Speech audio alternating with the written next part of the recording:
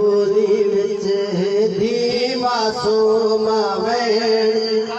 या नजाफ जुलो या वतन जुलो जख्मी बाबे दी झोली विच धी मासूम वैण किता या नजफ जुलो या वतन जुलो जख्मी बाबे दी झोली विच धी मासूम वैण किता या नजाफ जुलो या वतन जुलो जख्मी बाबे दी झोली विच धी मासूम वैण किता या नजफ जुलो या वतन जुलो जख्मी बाबे दी झोली धी मासूम वैण किता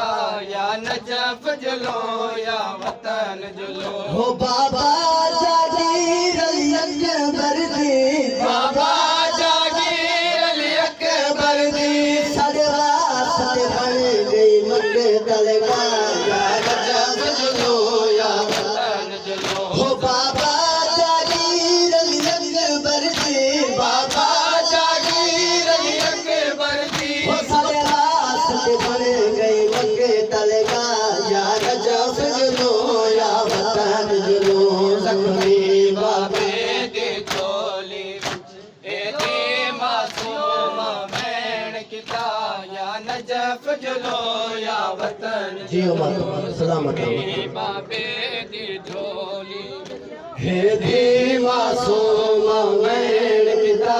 या नजाफ जुलो या वतन जुलो जख्मी बाबे दी झोली विच धी मासूम वैण किता बीबिया दिए छिड़का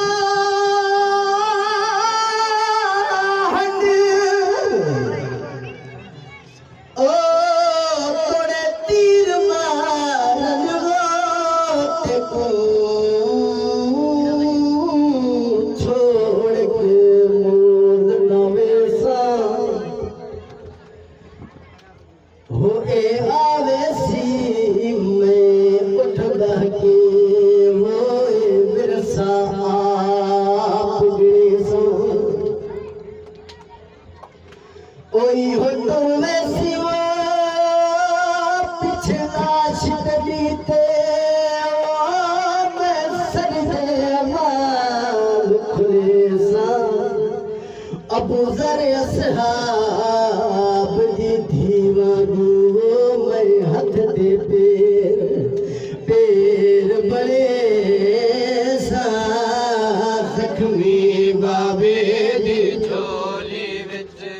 धी मासूम वैण किता या नजफ जुलो या वतन जुलो वतन काल दिया तैयारियां विच मसरूफ लोग सकीफे दे तेरे कताल दिया तैयारियां विच मसरूफ लोग सकीफे दे वो सामान दिया पलिया की दे सामान दिया कलिया की ते अमन दे शहर मेरा या नजफ जुलो या वतन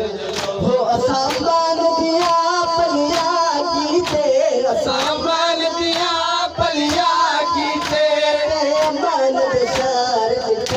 मेरा या नजफ जुलो या वतन जुलो जख्मी बाबे दी झोली विच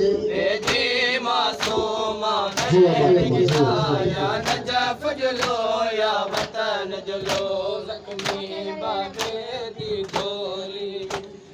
धी मासूम वैण किता या नजफ जुलो या वतन जुलो अल्लाह है